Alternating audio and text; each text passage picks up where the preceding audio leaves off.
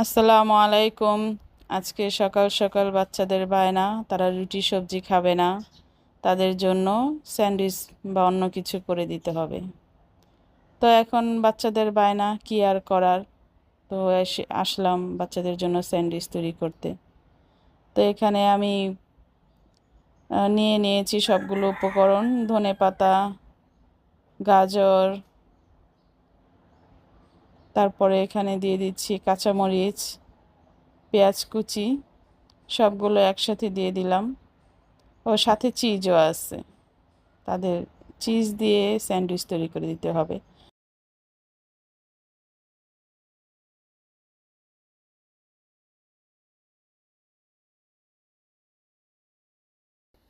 তো এখানে মেখে নেওয়ার পরে আমি এখন এখানে দিয়ে দিব ডিমগুলো। তো একে একে সবগুলো ডিম ভেঙে দিয়ে দিব। তো যাই হোক, মাঝে মধ্যে একটু ভিন্ন ধরনের নাস্তা খেতে ভালো লাগে।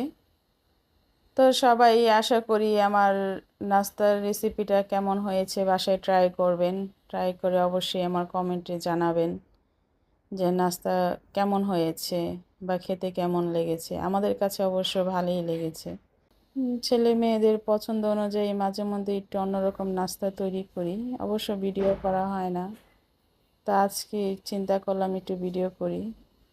তো এখানে আমি প্যানের মধ্যে একটু বাটার দিয়ে দিলাম। বাটারটা গোলা হলে আমি এখানে ডিম দিয়ে দিব।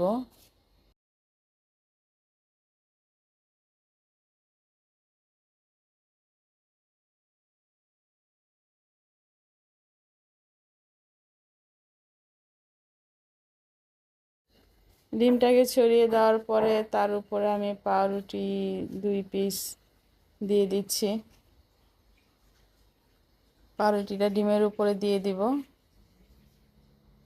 তা এখন আমি ডিমটাকে, পাউরুটি সহ ডিমটাকে আমি উল্টিয়ে নিব। উল্টিয়ে নেওয়ার পরে আমি এর মাঝখানে দিয়ে দিব চিজগুলো। চিজগুলো আমি কুচি করে রেখেছি, সেই কুচি করা চিজগুলো আমি এর মাঝখানে দিয়ে দিচ্ছি। তো এই মাঝখানে সস, মায়োনেজ এগুলো দিলে আরও বেশি ভালো লাগতো। তো মায়োনেজটা আমার ঘরে ছিল না, আর সসটা আমার এখানে দিতে মনে ছিল না। তো পরে চিন্তা করলাম যে আরে সসটা তো দেওয়া হলো না। তো এখন এই যে আমার হয়ে গেছে, আমি সবগুলো তৈরি করে নিয়েছি।